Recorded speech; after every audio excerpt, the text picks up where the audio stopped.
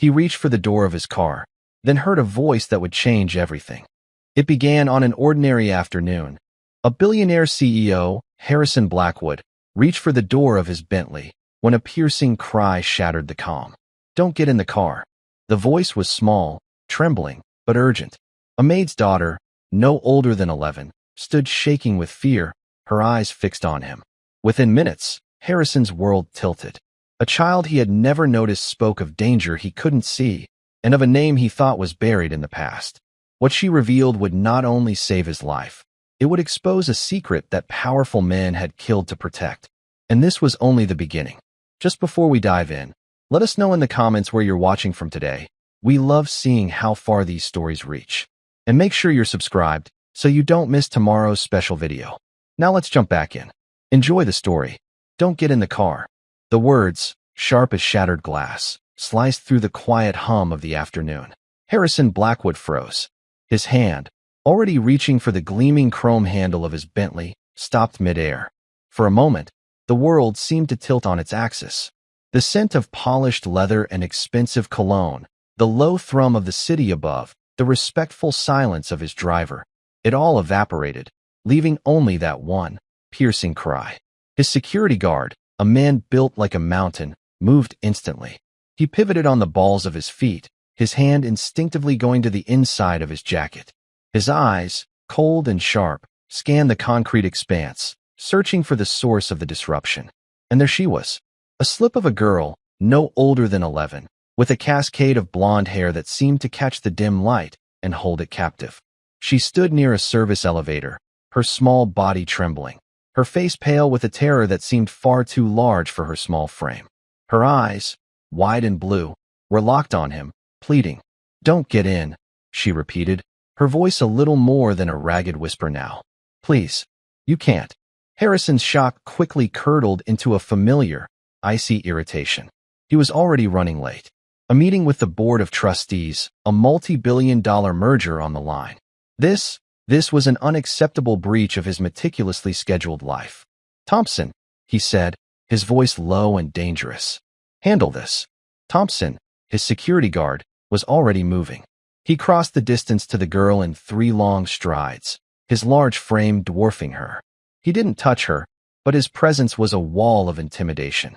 "Ma'am," he said, his voice a low rumble. "You need to leave. Now." "No," the girl insisted, her eyes still fixed on Harrison. "You have to listen. It's not safe." The word hung in the air, a dissonant chord in the symphony of Harrison's ordered world. Safe. In his life, safe was a given, a non-negotiable, a concept managed by teams of experts and layers of security. To hear it questioned by a child in a parking garage was ludicrous. "Thompson," Harrison repeated, a sharper edge to his voice. "Get her out of here." Thompson reached out to gently take the girl's arm, but she flinched away, a small gasp escaping her lips. "I'm telling you, it's not right. The brakes, they're not right." Harrison's jaw tightened. The brakes? This was a brand new, custom-built Bentley. It was inspected weekly. The girl was clearly delusional. Or worse, a pawn in some elaborate, ridiculous prank. "That's enough," Harrison said, his patience finally snapping. "Young lady, I don't know who you are or what you think you're doing, but you are about to be in a great deal of trouble." He took a step towards her, his eyes cold with anger. The girl didn't back down. Instead, she took a shaky breath, her small chin lifting in a gesture of defiance. "My name is Abigail," she said, her voice trembling but clear. "And my mother is Susan. She cleans your office." Harrison stopped. Susan? He vaguely recalled a quiet, efficient woman who moved through his penthouse office like a ghost, leaving everything spotless in her wake. He'd never really looked at her, never learned her last name. She was just the maid. "And what does that have to do with anything?" he asked, though some of the fire had gone out of his voice. "She told me to watch out for you," Abigail said, her eyes welling with tears. "She said you were a good man, even if you didn't always show it. And she said my Grandpa Joe would have liked you." The name hit Harrison like a physical blow. Grandpa Joe. It couldn't be. He stared at the girl, really looked at her for the first time. The blonde hair, the blue eyes, the determined set of her jaw. It was like seeing a ghost from a half-forgotten dream. Your grandfather," he stammered, his voice suddenly hoarse. Was his name Joseph Miller? Abigail's eyes widened in surprise. Yes, she whispered. How did you know? Harrison felt the blood drain from his face. He leaned against the cool metal of the car, his legs suddenly unsteady. Joseph Miller, his mentor, the man who had saved his life in the desert all those years ago. The legendary war veteran who had taught him everything he knew about honor, courage, and sacrifice. Thompson, Harrison said, his voice barely a whisper. Get the car checked. Now. Full diagnostics. And get Abigail and her mother up to my office. Immediately, he looked at the small, trembling girl who had just turned his world upside down. He didn't know how or why, but he knew, with a certainty that chilled him to the bone, that she had just saved his life. And he had a terrible feeling that he knew who might have wanted him dead. The merger, it was more contentious than he'd let on. There were people who stood to lose a great deal of money if it went through. People who might be desperate enough to do anything. An hour later, the verdict was in. The brake lines had been expertly tampered with. A slow, almost undetectable leak, designed to fail at high speed. The police were called. A quiet, internal investigation was launched, and the world outside Harrison Blackwood's orbit remained blissfully unaware. In his penthouse office, overlooking the sprawling city, Harrison sat in stunned silence. Across from him, Abigail sat on the edge of a plush leather couch, her small hands wrapped around a glass of orange juice. Her mother, Susan, stood nervously by her side, her face a mask of fear and confusion. He always said you were a good man, Susan said, her voice barely a whisper. My father, he talked about you all the time. He said you were like a son to him. Harrison looked at the photo on his desk. It was a picture of him and Joseph Miller, taken years ago. They were both grinning, covered in dust and sweat, the desert sun beating down on them. He had never known that Joseph had a daughter, or a granddaughter. He saved my life more than once, Harrison said, his voice thick with emotion. It seems his family has a habit of doing that. He looked at Abigail, this small, brave girl who had faced down a powerful, angry man to deliver a warning. She had her grandfather's eyes, he realized. The same clear, honest gaze that saw the world for what it was, and wasn't afraid to speak the truth. He knew, in that moment, that his life had changed forever. The merger, the money, the power, it all seemed to fade into the background. All that mattered was the debt he owed to the man who had saved him, and the family he had never known. A family that was now, inextricably, linked to his own. He would protect them, he vowed. He would find who was responsible for this, and he would make them pay. But more than that, he would honor the memory of his friend, his mentor, his hero. He would try to be the man that Joseph Miller had always believed him to be. And he would start by learning the name of the quiet, efficient woman who cleaned his office, and the brave, beautiful daughter who had saved his life. The silence in the penthouse office was thick with unspoken emotions. Harrison, a man accustomed to being in control, felt a profound sense of unease. He had built his empire on a foundation of logic, reason, and ruthless efficiency. But the events of the day had shattered that foundation, leaving him adrift in a sea of feelings he had long since suppressed. Gratitude, guilt, a fierce, protective instinct he hadn't felt in years. He cleared his throat, the sound unnaturally loud in the quiet room. Susan, he began, the name feeling foreign on his tongue. He had never addressed her by her first name before. I am deeply sorry. For everything. Susan just nodded, her eyes still wide with a mixture of fear and relief. She was a woman who had spent her life in the shadows, cleaning up other people's messes, making herself invisible. To suddenly be thrust into the spotlight, to be the center of attention of a man like Harrison Blackwood, was a terrifying experience. It's all right, sir, she murmured, her voice barely audible. As long as you're safe. No, Harrison said, shaking his head. It's not all right. I never knew. About you, about Abigail. Joe he never mentioned. He was a private man, Susan said, a faint, sad smile touching her lips. He didn't like to mix his worlds. His life in the service, and his life at home. They were two different things. But he talked about me? Harrison asked, a strange note of hope in his voice. All the time, Abigail piped up, her voice a little stronger now. He said you were the bravest man he ever knew. Except for him, of course. A small smile touched Harrison's lips. That sounded like Joe. proud, confident, with a dry wit that could cut through any tension. He missed him, more than he had ever realized. "He taught me everything I know," Harrison said, his voice soft. "How to read a map, how to survive in the wilderness, how to lead. He was more of a father to me than my own." He looked at Abigail, at her bright, intelligent eyes. "You have his courage, you know that." Abigail blushed, a faint pink spreading across her cheeks. "I was just scared," she admitted. "I heard them talking. Two men, in the hallway. They were whispering about your car, about the brakes. I didn't know what to do, so I ran." Harrison's blood ran cold. "You saw them?" he asked, his voice sharp. "Can you describe them?" Abigail squeezed her eyes shut, trying to remember. "They were wearing maintenance uniforms," she said. "But they didn't look like janitors. Their shoes, they were too clean. And they had little wires in their ears. Earpieces. Professional security. Not your average disgruntled employees. This was a conspiracy, carefully planned and executed. And they had almost succeeded." "Thompson," Harrison said, his voice a low growl. "Get the security footage from the service corridors. I want every frame from the last 24 hours analyzed. And give me a list of every maintenance worker in this building. I want to know who they are, where they live, and who they work for." "Right away, sir," Thompson said, his voice grim. He knew, as well as Harrison did, that this was just the beginning. The enemy had shown their hand. Now, it was Harrison's turn to play. He turned his attention back to Susan and Abigail. "You two can't go home," he said, his voice leaving no room for argument. "It's not safe. You'll stay here, in the guest suite. Thompson will arrange for a security detail." Susan opened her mouth to protest, but Harrison held up a hand.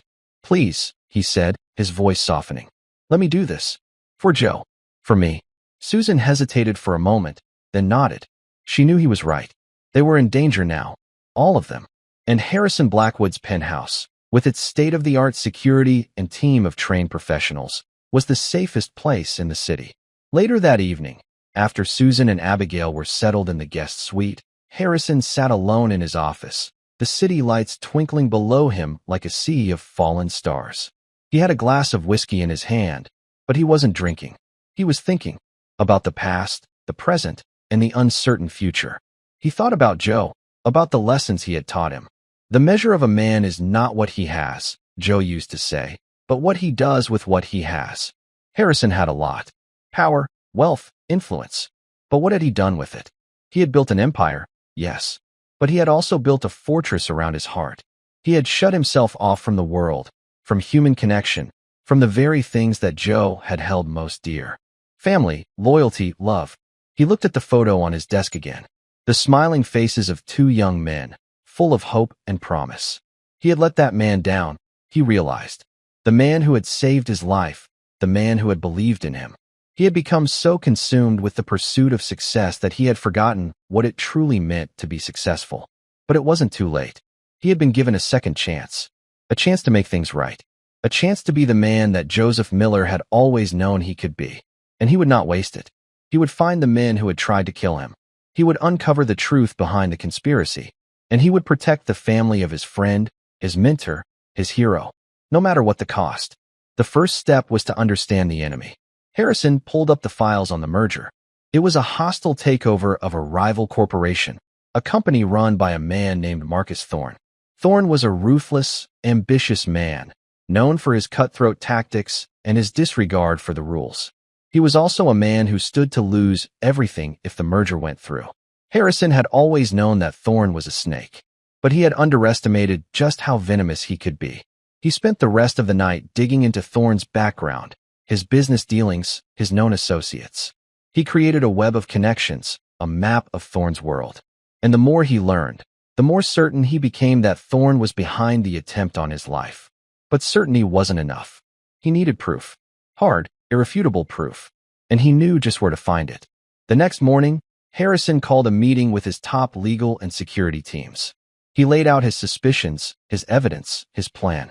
There were murmurs of shock and disbelief. But no one questioned his authority. They had seen the look in his eyes. The cold, hard resolve of a man who had been pushed too far. "I want a full-court press on Thorne," Harrison said, his voice a low, dangerous growl. "I want to know everything. His finances, his communications, his movements. I want to know what he had for breakfast. I want to know who he's sleeping with. I want to know where he buries his bodies. And I want it all yesterday." The team scrambled to obey, a flurry of activity and hushed, urgent conversations. Harrison watched them for a moment, a sense of grim satisfaction settling over him. He was back in his element. The hunt was on. He then did something he hadn't done in years. He cleared his schedule for the rest of the day. He told his assistant to cancel his meetings, to hold his calls. He had something more important to do. He went to the guest suite and knocked on the door. Susan opened it, her face still etched with worry. "Is everything all right?" she asked. "Everything is under control," Harrison said, a faint smile on his lips. I was wondering if Abigail would like to see the city." A few minutes later, Harrison, Abigail, and Susan were on the roof of the building, a private helipad with a breathtaking view of the city. Abigail's eyes were wide with wonder. She had never been this high up before. She had never seen the world from this perspective. "It's beautiful," she whispered, her voice full of awe. "Yes," Harrison said, his eyes not on the city, but on the small girl by his side. "It is." They spent the next hour on the roof, talking. Harrison told Abigail stories about her grandfather, about their adventures in the desert. He told her about the time Joe had wrestled a snake, the time he had navigated them through a sandstorm, the time he had shared his last canteen of water with a wounded enemy soldier. He told her about her grandfather's courage, his kindness, his unwavering sense of honor. And as he spoke, he felt a weight lifting from his shoulders, a weight he hadn't even realized he was carrying.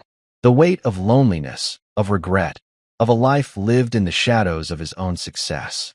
He was connecting with someone again. He was sharing a part of himself that he had kept hidden for too long. He was feeling human. "He sounds like a superhero," Abigail said, her eyes shining. "He was," Harrison said, his voice thick with emotion. "He was a real-life superhero." He looked at Susan, and for the first time, he saw not just his maid, but a woman of quiet strength and dignity. A woman who had raised a remarkable daughter on her own. A woman who was the living legacy of his best friend. "I'm sorry," he said again, his voice barely a whisper.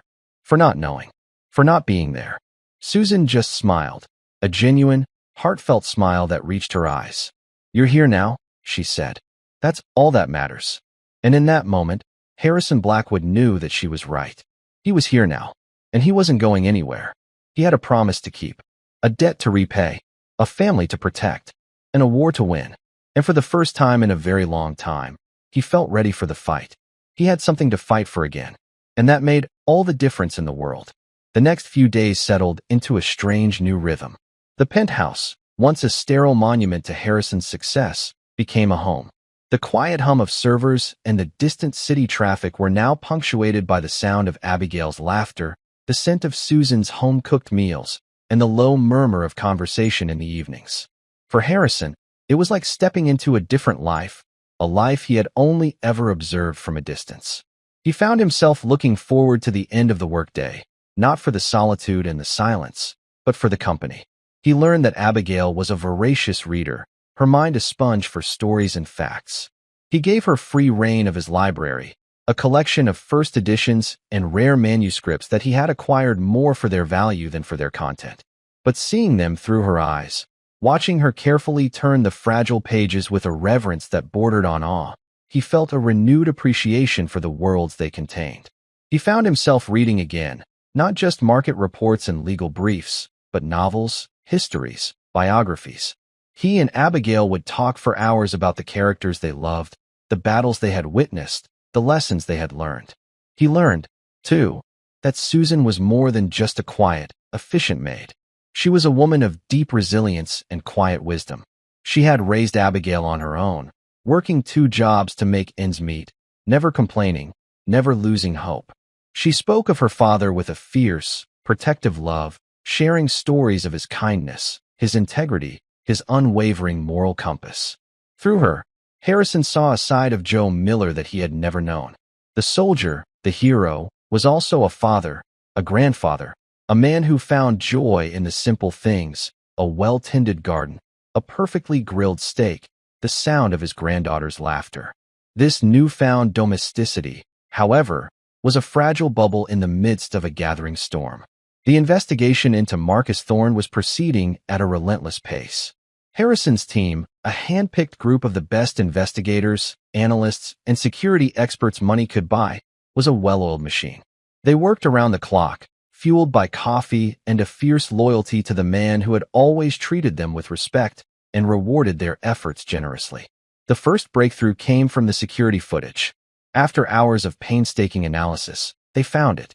A grainy, low-resolution image of two men in maintenance uniforms, their faces partially obscured by shadows and the angle of the camera. But it was enough. Facial recognition software, cross-referenced with employee records and criminal databases, came back with a match. Two names. Both ex-military, both with specialized training in explosives and demolitions. And both with a documented history of working as freelance consultants for corporations engaged in hostile takeovers.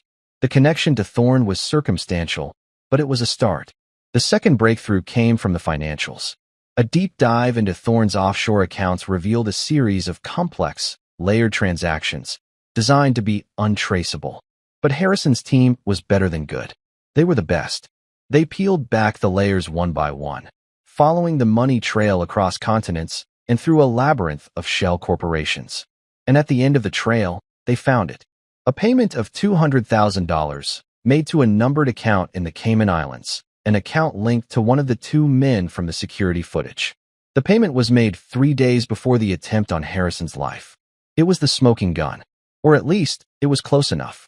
Harrison now had the means to put pressure on Thorne, to squeeze him, to make him sweat. He could go to the authorities, of course, but that wasn't his style. The legal system was slow, cumbersome, unpredictable. He preferred to operate on his own terms, in his own arena. He would confront Thorne himself. He would look him in the eye and watch him squirm. He would enjoy the moment of victory, the satisfaction of seeing his enemy brought low. But as he prepared for the confrontation, a seed of doubt began to sprout in his mind. Was this really about victory? About revenge? Or was it about something more? He thought of Abigail, of her innocent, trusting eyes. He thought of Susan, of her quiet strength and unwavering decency. He thought of Joe, of the man who had taught him that true strength was not in the ability to crush your enemies, but in the ability to protect the innocent. He realized, with a jolt of surprise, that he didn't want to be the man who enjoyed watching his enemy squirm. He didn't want to be the man who reveled in the destruction of another. He wanted to be the man that Abigail and Susan saw when they looked at him. The man that Joe had always believed him to be. A good man. An honorable man. A man who fought not for personal gain, but for what was right. This realization changed everything. His strategy shifted. It was no longer about a personal vendetta against Marcus Thorne. It was about justice. It was about ensuring that Thorne could never again harm another innocent person. And to do that, he needed more than just a financial trail and a grainy security photo. He needed a confession. He needed Thorne to admit what he had done, to expose the rot at the core of his own corporation. And he knew just how to get it. The plan was audacious, risky, and bordered on the illegal. It involved a carefully orchestrated leak of information, a staged confrontation, and a high-stakes game of psychological warfare. It was a plan that could easily backfire, that could land Harrison himself in a world of legal trouble. But he didn't hesitate.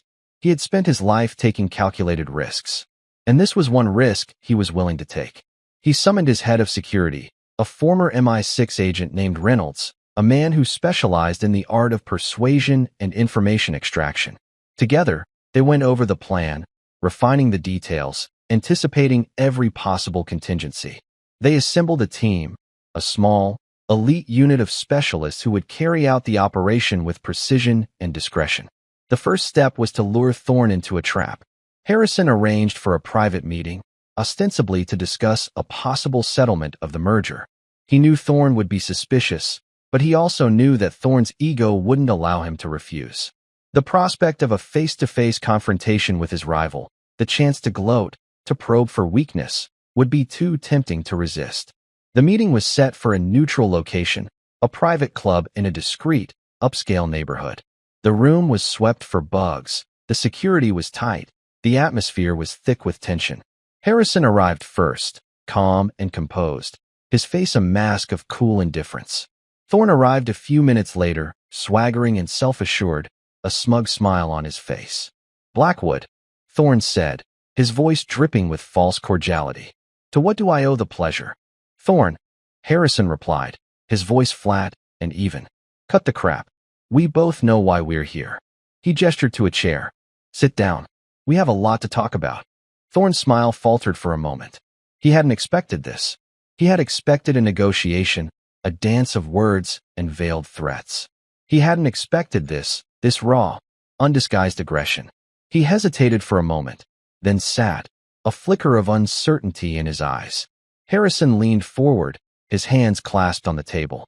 I know it was you, he said, his voice a low, dangerous whisper. I know you hired the men who tampered with my car. I know you paid them. I know everything. Thorne laughed, a harsh, grating sound. You're insane, he said. You have no proof. Don't I? Harrison said, a cold smile on his lips. He slid a folder across the table. It contained a single sheet of paper, a printout of the transaction record from the offshore account. Thorne glanced at it, his face turning pale. He tried to maintain his composure, to bluff his way through, but his hands were trembling. This proves nothing, he stammered. It's a forgery, a fabrication. Is it? Harrison asked, his voice soft and silky.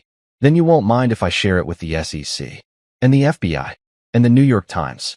I'm sure they'll be very interested in your creative accounting. Thorne's bravado crumbled. The fear in his eyes was real now. He was a cornered animal, lashing out in a desperate attempt to survive. You can't do this, he hissed. I'll ruin you. I'll drag your name through the mud. I'll expose every dirty little secret you have. Harrison just smiled. You're welcome to try, he said. But you see, Thorne, there's a difference between you and me. My secrets are just business. Yours are criminal. And I have the proof. He leaned back in his chair, his eyes never leaving Thorne's face. But I'm a reasonable man, he said. I'm willing to make you an offer. Thorne looked at him, a glimmer of hope in his eyes. What kind of offer? You will withdraw your opposition to the merger, Harrison said, his voice cold and hard. You will sell me your shares at a fair market price. You will resign from your position as CEO, and you will disappear. You will move to a small, quiet island somewhere, and you will never, ever show your face in this city again. Thorne stared at him, his mouth agape.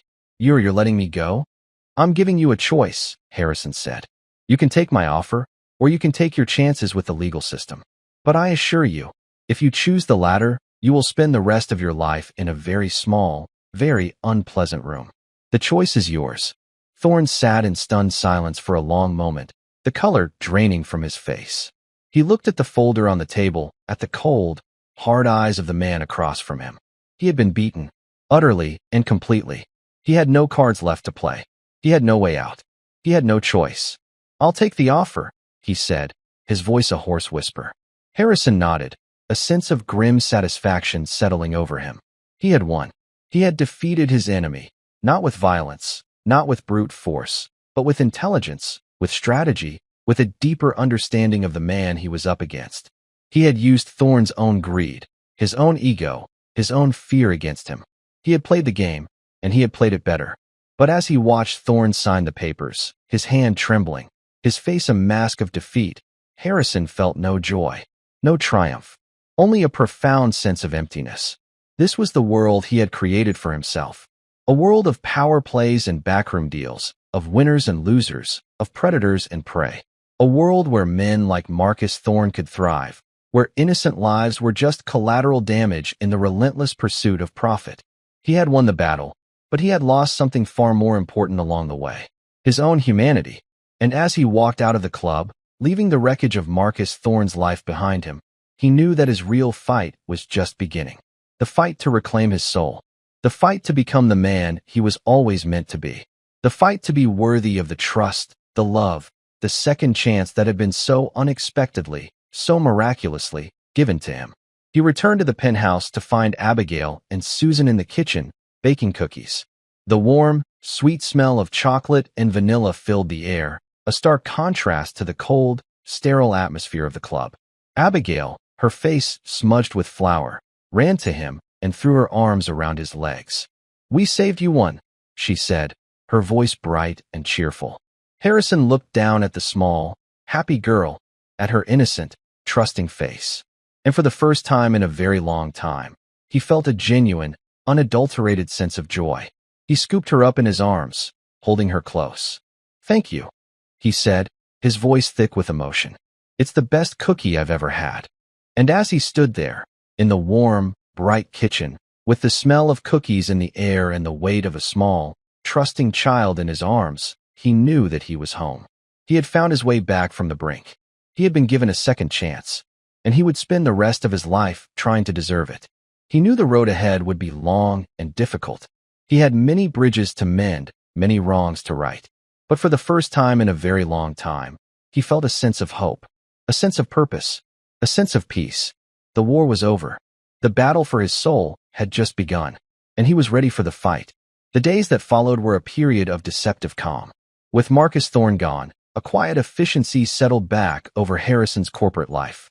The merger proceeded smoothly, his board was pleased, and the stock market rewarded his victory with a satisfying surge. But for Harrison, the thrill of the win was gone, replaced by a different, more profound kind of satisfaction. He found it not in the boardroom, but in the small, ordinary moments that now defined his evenings. He would come home to the smell of dinner cooking, a sound of Abby practicing her violin, a new gift from him, and the quiet, calming presence of Susan. They would eat together at the large mahogany dining table, a table that had previously only been used for formal, sterile business dinners. Now, it was a place of shared stories and laughter. Harrison would help Abby with her math homework, marveling at the quick, sharp intelligence she had inherited from her grandfather.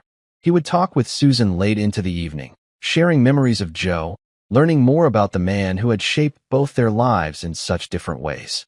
He started making changes at work, small at first, then more significant. He implemented a new employee wellness program, increased the company's contribution to their retirement plans, and established a generous scholarship fund for the children of his employees. He vetoed a planned factory closure that would have devastated a small town, instead investing in modernizing the facility and retraining the workforce. His CFO was baffled, his board skeptical. "It's not the most profitable move," Harrison, his second-in-command, a shrewd man named David Chun, had warned. "Profit isn't the only metric we should be measuring," Harrison had replied, his voice calm but firm. "We're building a company, David, not just a stock price. We need to build it on a foundation of something more than just concrete and steel." He was trying to build a legacy that Joe Miller would have been proud of. He established the Joseph Miller Foundation, a nonprofit dedicated to supporting veterans and their families. At the launch event, with Susan and Abigail by his side, he spoke not of balance sheets and market shares, but of honor, integrity, and service. He spoke of Joe, and as he looked out at the sea of faces, he felt a sense of purpose that all his billions had never been able to buy. But in the quiet moments, late at night when the city slept below him, a nagging unease persisted. The victory over Thorne had been too easy, too clean. Thorne was a snake, yes, but he was a cautious one. Sabotaging the car of a man like Harrison Blackwood was an extreme, almost reckless move. It felt desperate, and Harrison couldn't shake the feeling that he was missing a piece of the puzzle. His security chief, Reynolds, felt it too. "We've been interrogating the two men we picked up," Reynolds told him one afternoon in his office. "The ones who did the job on your car. They're professionals, tight-lipped, but they let something slip." Harrison leaned forward, his interest piqued. "What did they say?" "They confirmed Thorne hired them. But they mentioned their handler. The man who gave them the specific instructions wasn't Thorne. It was someone else. Someone they were clearly more afraid of than him." "Did they give you a name?" "No, just a description. An older man, very distinguished, quiet. Walks with a slight limp." A chill snaked its way down Harrison's spine. A limp. He knew many men who fit that description. It was a common legacy of a life in the service. But one man came to mind immediately, a man he hadn't seen in years. A man he had once trusted implicitly, General Morrison, Joe Miller's former commanding officer, and a man who now sat on the board of a major defense contractor, a company Harrison's own was in negotiations with for a separate, highly sensitive project. It seemed impossible. Morrison was a decorated hero, a pillar of the military community, a man Joe had respected. "It could be anyone," Harrison said, more to himself than to Reynolds. "Perhaps," Reynolds conceded. "But there's something else." When they were cleaning out Thorne's office, my team found this." He slid a small, tarnished silver locket across the desk. It was old, intricately engraved with the image of a soaring eagle. Harrison picked it up. It felt heavy in his hand, weighted with a history he didn't understand. He opened it. Inside, there were two miniature, faded photographs. On one side was a young woman with a sad, beautiful smile. On the other was a young Joseph Miller in full dress uniform. "Where did Thorne get this?" Harrison asked, his voice a hoarse whisper. "We don't know," Reynolds said. "It was hidden in a secret compartment in his desk. It seems personal." Harrison stared at the locket, his mind reeling. Joe had never mentioned this woman. He had never spoken of a locket. This was a piece of his mentor's life that had been deliberately kept hidden, and Marcus Thorne had possessed it. Why? What was the connection? The merger, the sabotage, the mysterious handler. It was all connected. He was sure of it. And somehow, at the center of it all, was his friend, Joseph Miller. That evening, he approached Susan with a heavy heart. He found her in the library, reading a book, a soft smile on her face. Abigail was asleep, her homework spread out on the table beside her.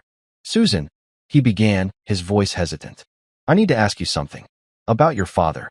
He showed her the locket. Her smile vanished, replaced by a look of confusion, then dawning recognition. I've never seen this before," she said, her voice trembling as she took the locket from his hand. She stared at the photo of the young woman, her brow furrowed in concentration. "But this woman, she looks familiar. I think I saw a picture of her once, a long time ago, in my father's things. Do you know who she is?" Susan shook her head. "No, he never spoke of her. But there was a box, a small wooden box he kept in the back of his closet. He told me never to open it. He said it was from his time in the service, and that some things were better left in the past." A jolt of adrenaline shot through Harrison. "Susan, is there any chance you still have that box?" She nodded slowly. "Yes, it's in storage. I never had the heart to throw it away." 2 hours later, a dusty, worn wooden box sat on Harrison's desk. It was a simple Foot-Locker military issue with the name Miller J. stenciled in faded white paint on the side. The lock was old and rusted, but it opened with a protesting squeak. Together, Harrison and Susan began to sort through the contents. It was a time capsule of a young man's life. Bundles of letters tied with faded ribbon, a worn leather-bound journal, a purple heart and a silver star nestled in a velvet case. And at the bottom of the box, a collection of old, black-and-white photographs. They spread the photos out on the desk. Pictures of a young Joe Miller grinning with his comrades in arms. Pictures of dusty, war-torn landscapes. And then, they found her, the woman from the locket. She was in several of the photos, always by Joe's side. They were laughing, holding hands, looking at each other with an unmistakable love in their eyes. In one photo, she was holding a small baby. Susan gasped, her hand flying to her mouth. That's my mother's locket," she whispered, pointing to a delicate silver chain around the woman's neck. "The one she was wearing in the only baby picture I have of her." Harrison felt the air leave the room. He looked from the photo of the woman, to the photo of Joe, to the face of Susan, who stood beside him, her eyes wide with a dawning, impossible truth. "Susan," he said, his voice barely audible. "The woman in this picture is your mother?" She nodded, tears streaming down her face. "But that's impossible. My father told me my mother died in a car accident when I was a baby. He said he was the only one there." Harrison picked up the leather-bound journal. His hands trembled as he opened it. The first page was dated nearly 40 years ago. The handwriting was Joe's, neat and precise, the script of a man who understood the importance of detail. He began to read aloud. October 12th. Her name is Elena. She has eyes the color of the sky after a storm, and a smile that could disarm a battalion. I met her in the village today. They say she is a spy. I say she is an angel." He continued to read, his voice growing heavier with each word. The journal told a story of a forbidden love, a secret romance between an American soldier and a local woman in a war-torn country. It told of a secret marriage, of a child born in the midst of chaos and uncertainty. It told of a mission gone wrong, of a betrayal from within Joe's own unit. And then, the final, devastating entry. They took her. Morrison gave the order, said she was a liability, a threat to national security. He said they were taking her to a safe house, but I saw the look in his eyes. He was lying. They were going to make her disappear. I tried to stop them, but they were too many. I was just a sergeant. He was a general. I had no choice. I had to save our daughter. I had to run. I told everyone Elena died in an accident. It was the only way to protect our child. The only way to keep her safe from the men who would use her to silence me. I have failed the woman I love. I will not fail my daughter. Harrison looked up from the journal, his heart a cold, heavy stone in his chest. The shocking truth was not that Marcus Thorne had tried to kill him. It was that the man he had idolized, the hero he had worshipped, had built his life on a foundation of lies. And that the man who had orchestrated it all, the man with the quiet voice and the slight limp, was not just a business rival, but a monster who had torn a family apart and buried the truth for 40 years. General Morrison. The attempt on Harrison's life hadn't been about the merger. It had been a warning. He was getting too close to the truth. The defense contract negotiations, his renewed interest in Joe's past after meeting Abigail. Morrison had seen him as a threat, a loose end that needed to be tied up. And Thorne, with his own grudge, had been the perfect pawn. He looked at Susan, who was sobbing quietly, her face buried in her hands. He looked at the pictures of the young, vibrant woman who had been stolen from her life. He looked at the face of his friend, his mentor, a man who had lived a life of quiet torment, haunted by a secret he could never share. The anger that rose in Harrison was a white-hot inferno. It was an anger born not of a threat to his business, but of a profound sense of betrayal. A betrayal of friendship, of loyalty, of the very code of honor that Joe and he had lived by. He knew what he had to do. This was no longer about business. This was about justice. Justice for Elena, justice for Susan, and justice for the memory of his friend, Joseph Miller. He would not let Morrison get away with it. He would expose him, no matter what the cost. He would tear down the walls of secrecy and lies, and he would let the truth, however painful, finally see the light of day. The war he thought was over had just begun, and this time it was personal. The silence in the penthouse was a living thing, heavy and suffocating. The city lights outside seemed distant, cold stars in a galaxy far removed from the raw, human tragedy that had just unfolded within Harrison's walls. Susan had stopped crying, her grief having subsided into a state of numb shock. She sat staring at the photograph of her mother, her fingers tracing the outline of a face she had never known, a life she had never been allowed to mourn. Harrison's own grief was a sharp, cold knot in his stomach. But beneath it, the anger was building, a controlled, volcanic pressure. This wasn't the hot, impulsive rage he had felt towards Thorne. This was something deeper, colder, more absolute. It was the righteous fury of a man who had seen a profound injustice, a desecration of everything he held sacred. He had idolized Joe Miller, not just as a mentor, but as a paragon of virtue. To discover that this hero had lived a life of such profound sorrow and sacrifice, all because of the craven betrayal of a man he trusted, was a wound that cut to the very core of Harrison's being. He looked at the journal, at the silver star, at the tangible proof of a life of honor lived under the shadow of an unbearable lie. Morrison hadn't just taken Elena's life. He had stolen Joe's peace, Susan's history, and a future that should have been filled with love and family. He had twisted a story of heroism into a tragedy of secrets and lies. And he had done it all from behind a carefully constructed facade of respectability and patriotism. Reynolds, Harrison spoke into his phone, his voice a low, dangerous growl that was barely a whisper. Get back here, now, and bring everything you have on General Robert Morrison. He knelt before Susan, his movements slow, deliberate. He gently took her hand. It was cold as ice. Susan, he said, his voice soft but filled with an unshakable conviction. I am going to fix this. I am going to find out what happened to your mother. And I am going to make the man responsible pay for what he has done. I swear this to you, on your father's memory. She looked at him, her eyes vacant with shock, but she nodded, a single, silent tear tracing a path down her cheek. She was clinging to his words, a lifeline in the wreckage of her past. When Reynolds arrived, Harrison laid it all out. The journal, the photographs, the locket, the story of a forbidden love, a secret child, and a 40-year-old crime. Reynolds, A man who had seen the worst of humanity in his years with MI6, listened in grim silence, his face an unreadable mask. When Harrison was finished, the only sound in the room was the quiet ticking of a grandfather clock in the corner. "This is explosive," Reynolds said, his voice a low murmur. "Morrison is more than just a retired general. He's a legend. He sits on the boards of half a dozen of the most powerful corporations in the country. He has friends in the Pentagon, in the Senate, in the intelligence community. To go after him is to go after the establishment itself." "I don't care," Harrison said, his voice flat and cold.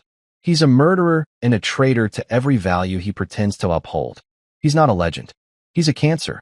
"I agree," Reynolds said. "But we can't fight this war in the open. A direct assault would be suicide.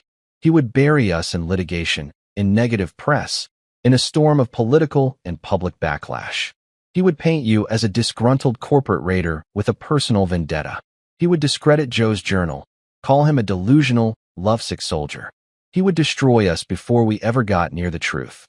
"So what do you suggest?" Harrison asked, his jaw tight.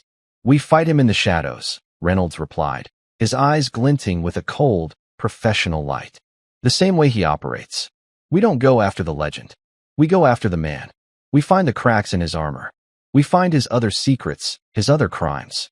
Because a man who could do this," he gestured to the journal, "has done other things. Men like Morrison don't just have one skeleton in their closet. They have a graveyard." The new war began that night. It was a war fought not with soldiers and guns, but with data and whispers, with encrypted files and discreet inquiries. Harrison's penthouse became a command center. A team of the world's best digital investigators, hackers, analysts, forensic accountants, was assembled, working in a secure, isolated network. Their target, General Robert Morrison.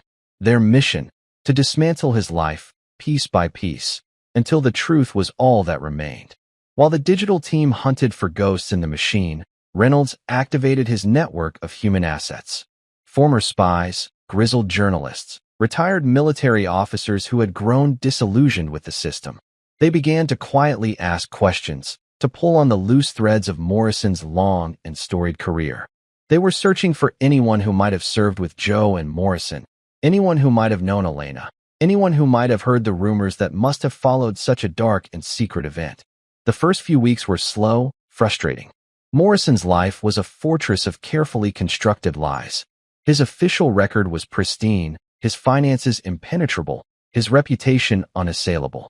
But Harrison was patient. He knew that every fortress had a weakness. It was just a matter of finding it. During this time, life in the penthouse continued its surreal rhythm. To protect Susan and Abigail, Harrison tightened security, creating a gilded cage around them. He knew that if Morrison even suspected what they were doing, he would not hesitate to eliminate the last living link to his crime. Susan, slowly emerging from her shock, began to read her father's journal, weeping for the parents she never knew, and for the father who had carried such a heavy burden alone. Abigail, shielded from the darkest parts of the truth, knew only that they were in danger and that Harrison was protecting them. She clung to him, her unwavering trust a constant, painful reminder of what was at stake. The breakthrough, when it came, was from an unexpected source. One of Reynolds' contacts, an old, semi-retired journalist living in obscurity in rural Virginia, remembered the name. Elena. He had been a young reporter, embedded with Morrison's unit 40 years ago. He had heard rumors of a local woman, a suspected informant, who had disappeared. The official story was that she had been killed by enemy forces. But the journalist had always had his doubts. He remembered the look on the young Sergeant Miller's face in the days that followed. A look of haunted, impotent rage. The journalist had a source, another soldier from that unit who had always been troubled by the official story. A man named Peterson, who now lived a quiet life in a small town in Arizona. Reynolds flew to Arizona himself. He found Peterson, a man now in his late 60s, his face weathered by the sun and a lifetime of hard memories. At first, Peterson was reluctant to talk. He was afraid. Morrison was a powerful man, even after all these years. But Reynolds was persuasive. He spoke of justice, of honoring a fallen comrade's memory. And he showed him a picture of Susan and Abigail. That was what broke him. The sight of Joe Miller's daughter and granddaughter, the living proof of the secret he had helped to bury. Peterson's story came tumbling out, a torrent of guilt and regret that had been dammed up for 40 years. He had been there that night. He had been one of the men ordered by Morrison to take Elena. He confirmed everything in the journal. Morrison had been obsessed with her, jealous of her love for Joe. He had used her suspected status as an informant as an excuse. It wasn't an official military operation. It was a kidnapping, an assassination. We took her to an abandoned farmhouse a few miles from the base. Peterson confessed, his voice thick with shame. Morrison was waiting for us. He interrogated her himself. He wanted to know what she had told the enemy. But she knew nothing. She was just a girl in love with a soldier. When she wouldn't give him the answers he wanted, he lost control. Peterson's voice broke. He killed her, he whispered. In cold blood. Then he made us bury her in the woods. He told us that if we ever spoke a word of it, we would be charged with treason and executed. He said Sergeant Miller was a traitor for consorting with the enemy, and that he was lucky to be alive. We were young. We were scared. We did what we were told. But Peterson had done one more thing. A small act of rebellion, of conscience. Before they filled in the grave, he had taken a small, unique button that had fallen from Elena's coat. A keepsake. A piece of proof. He had kept it hidden all these years, a dark talisman of his own cowardice. He gave it to Reynolds. When Reynolds returned to New York and presented the evidence, a grim silence fell over the command center. They now had a witness. They had a confession. They had the physical evidence of the button. They had enough to go to the authorities. But Harrison knew it still wasn't enough. Morrison would fight back. He would discredit Peterson, claim he was a disgruntled, delusional old man. He would use his power and influence to bury the story, just as he had buried Elena's body 40 years ago. No, Harrison needed something more. He needed to confront the monster himself. He needed to look him in the eye and see him for what he was. He needed a confession from Morrison's own lips. And he had a plan. A dangerous, high-stakes gamble that would put all of them in the crosshairs. He would use the defense contract negotiations as a pretext. He would arrange a private meeting with Morrison, just the two of them. And he would set a trap, a carefully orchestrated conversation designed to appeal to Morrison's arrogance, his pride, his unshakable belief in his own impunity. The entire conversation would be recorded, every word, every nuance. It was a long shot, a desperate play. But it was the only way to get the justice that Joe, Elena, and Susan deserved. The only way to finally, after 40 long years, bring the truth to light. The final battle was about to begin. And that's where we'll end the story for now. Whenever I share one of these, I hope it gives you a chance to step out of the everyday and just drift for a bit. I'd love to know what you were doing while listening. Maybe relaxing after work, on a late-night drive, or just winding down. Drop a line in the comments. I really do read them all. And if you enjoyed this one, hitting like and subscribing makes a huge difference. Thanks for spending this time with me.